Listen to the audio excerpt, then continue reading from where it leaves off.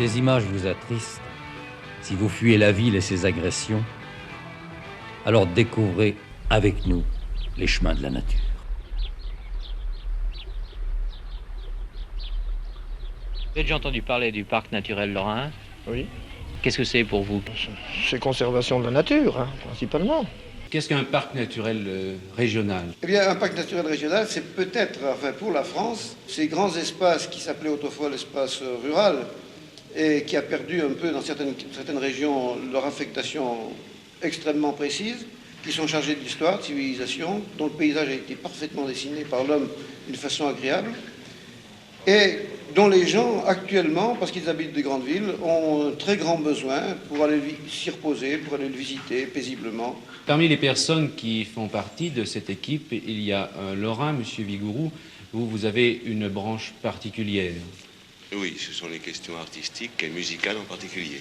Je crois que tout ce qui est musique, justement, appelle l'homme à s'élever, et je crois que la nature et la pureté de la nature l'appelle aussi à un certain, justement, à ce calme, à cette détente qu'apporte la musique.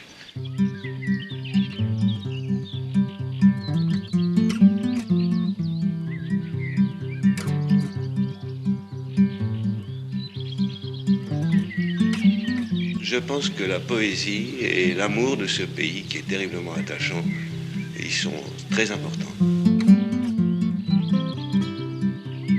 Le parc de Lorraine, enserré entre Meuse et Moselle à l'ouest, reposant sur les grands étangs de la Seille à l'est, n'est plus une vue de l'esprit. Déjà sur papier, sur plan, dans les projets, mais aussi dans les villages, dans le cœur des habitants, il a vu le jour. Le parc de Lorraine, eh bien, je vois certains qui vont être souris, eh bien, c'est la douceur de son paysage. La douceur de ce que j'appelle personnellement la Lorraine verte méconnue, qui se caractérise par exemple par cette liaison entre ces côtes de Moselle, cette Voivre, et cette côte de Meuse, ou par ces grands étangs mosellans, avec une faune, avec des oiseaux, une ornithologie qui est assez exceptionnelle.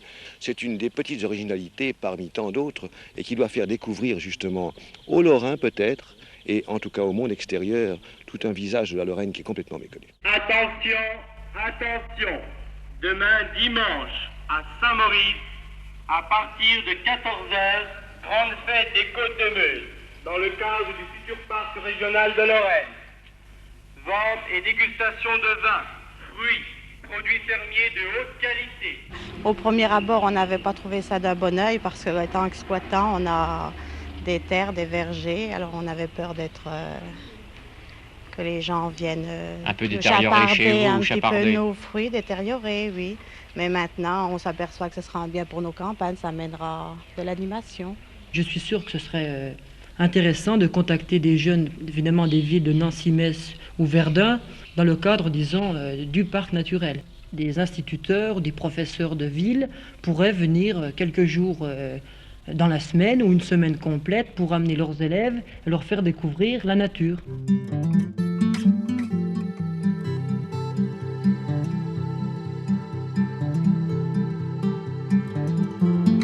Tu bois du vin, toi?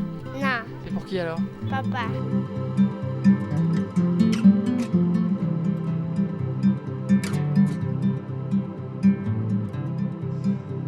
La fonction du parc est tout de même un moyen de préserver et de mettre en valeur les traditions historiques des villages de ce parc et de toute la Lorraine.